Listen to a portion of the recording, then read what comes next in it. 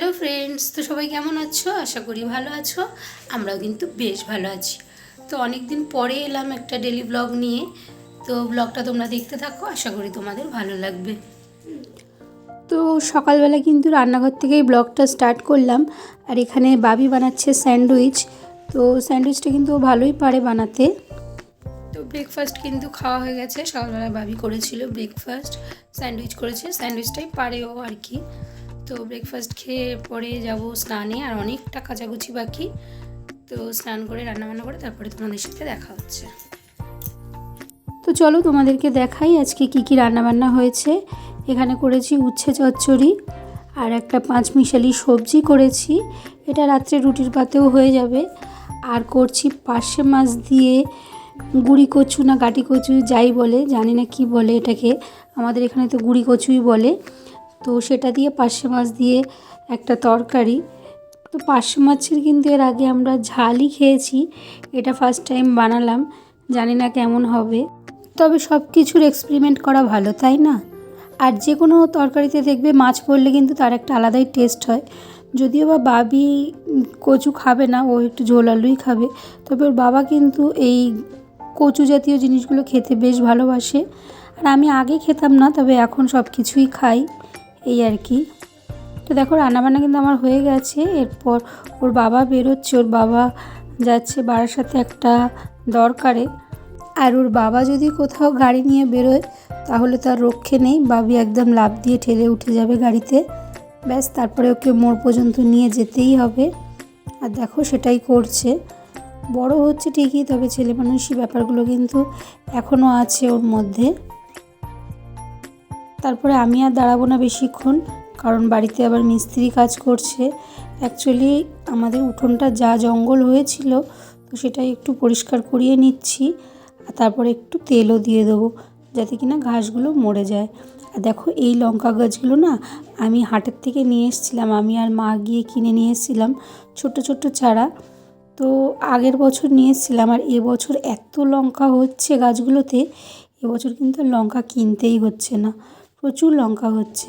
আর গাছের জিনিস তোলার কিন্তু একটা মজাই আলাদা, তাই না? তো তারপরে দেখো এই যে আমার উঠোনটা কিন্তু ভালোই পরিষ্কার করে নিয়েছি।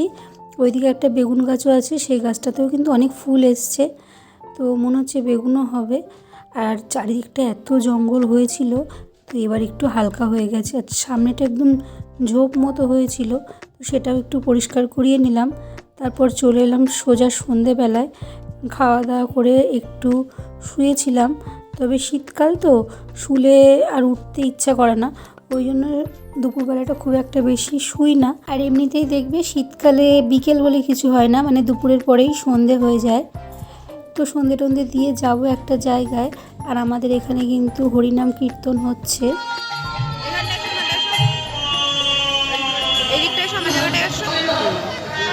সংসারে থাকলে মনে পড়ে যায় স্ত্রীর কথা, ঘুরলে স্ত্রীর কথা মনে পড়ে, কোনো খাবার খেতে গেলে মনে হয় ও তোমাকে থালায় সব সাজিয়ে দিত, কাপড় পরতে গেলে মনে হয় ও তোমাকে হাতে হাতে ধরে দিত। জীবনের প্রতিটি ফাঁকে ফাঁকে আমার ওই স্ত্রীর কথা মনে। তো বেশিক্ষণ কিন্তু আর দাঁড়াবো না, কারণ বাবির আবার 7:30 থেকে পড়া আছে।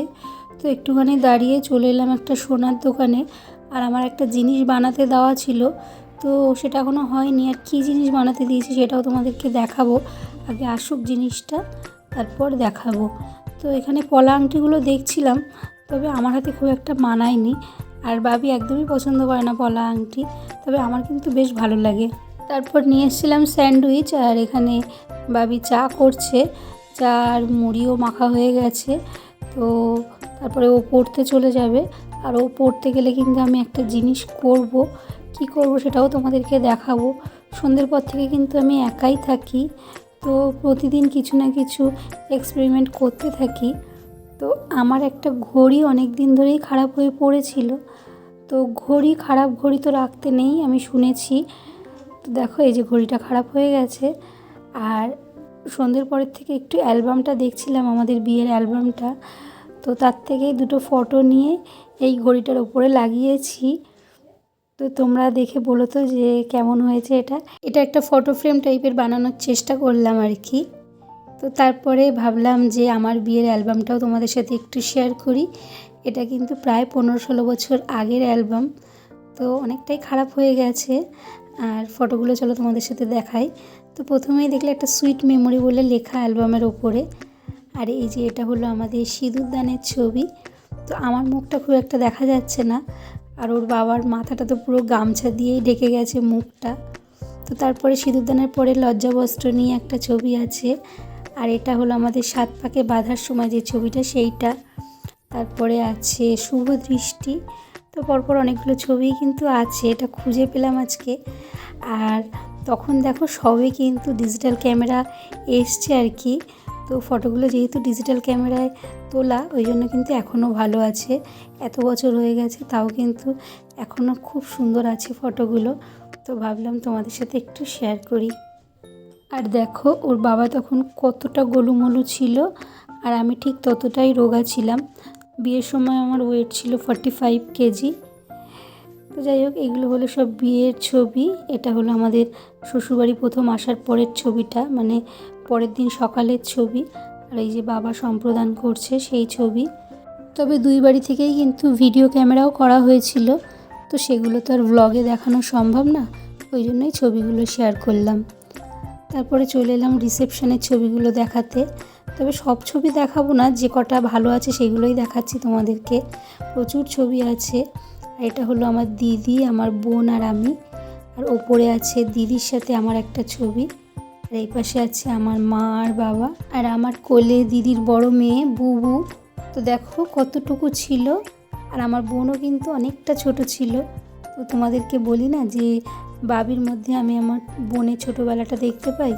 তো দেখেছো ওদের দুজনের মুখটা কিন্তু অনেকটা একই রকম। আর এদিকে আছে আমার শ্বশুর শাশুড়ি, তারপরে ওপরে দুই মায়ের সাথে ছবি আছে। এখানে আমাদের একটা ফ্যামিলি ফটো। তারপরে আছে নিচে ওর জামাইবাবু আর আমার জিজু। তো অনেক দিন পরে বিয়ের অ্যালবামটা দেখে কিন্তু অনেক পুরনো স্মৃতি মনে পড়ে গেল। বাবি ছোটোবেলায় আমাদের বিয়ের অ্যালবাম দেখে বলতো, মা তোমাদের বিয়েতে সবাই আছে, আমি কেন নেই? তো আমি কোথায়? আর ওর বাবা তখন এই ফুলটা দেখিয়ে বলতো, এই ফুলের মধ্যে তুই আছিস। যাই হোক, এটা হলো আমার শ্বশুরবাড়ির ফ্যামিলির একটা ছবি। আর এটা হলো আমার ফ্যামিলির ছবি। এখানে আমার মামাও আছে ওই যে পেছনে। আর এটা হলো আমার জায়ের সাথে আমি। তার পাশে আছে ওর বাবার সব বন্ধুরা। আর এখানে আমার একটা বান্ধবী আর আমার হাজব্যান্ড, তার সাথে আমার বোন। তো ব্যাস এই ছবিগুলোই কিন্তু আছে আমার কাছে। আরও প্রচুর ছবি আছে, তো সেগুলো আর দেখালাম না। সব কিছু দেখাতে গেলে কিন্তু ভিডিওটা অনেক বড় হয়ে যাবে, ওই জন্য আজকে এইটুকুনেই দেখালাম। আর যে ফটো ফ্রেমটা তৈরি করলাম সেটাই এখন টাঙাচ্ছি। এটা সামনের দেয়ালেই দিচ্ছি। এখানে ঘড়িটা ছিল, তো ঘড়িটা পাশের দেওয়ালে দিয়ে এখানেই দিচ্ছি। আর এই যে ফটো দুটো, এই দুটো কিন্তু আমার সবথেকে প্রিয় দুটো ছবি। নিচের ছবিটা হলো আমাদের ফুলসজ্জার ছবি, আর উপরেরটা হলো আমাদের সম্প্রদানের ছবি, মানে বাবা সম্প্রদান করছে সেই ছবিটা। তো দাঁড়াও তোমাদেরকে একটু ক্লোজ করে দেখানোর চেষ্টা করি। এই যে এই ছবিটা কিন্তু আমার বেস্ট ছবি। তো যাই হোক, আজকে অনেকটা পুরনো স্মৃতি তোমাদের সাথে শেয়ার করলাম। আর দেখো এই দেয়ালে দিয়েছি ঘড়িটা, আর বাবির একটা কোলাজ ফটো ফ্রেম ছিল, তো সেটা এই পাশের দেওয়ালটায় দিয়েছি। আর এইদিকে আর একটা ফটো ফ্রেম দিয়ে দিয়েছি। তো কেমন লাগছে একটু কমেন্টস করে জানিও। আর আজকের ব্লগটা কিন্তু আমার কাছে একটা খুব সুন্দর ব্লগ। জানি না তোমাদের কতটা ভালো লাগলো বা ভালো লাগবে। যদি ভালো লাগে তাহলে অবশ্যই একটা লাইক করো, চ্যানেলটা সাবস্ক্রাইব করো। খুব শিগগিরই দেখা হবে অন্য একটা ব্লগে। ততক্ষণের জন্য টাটা।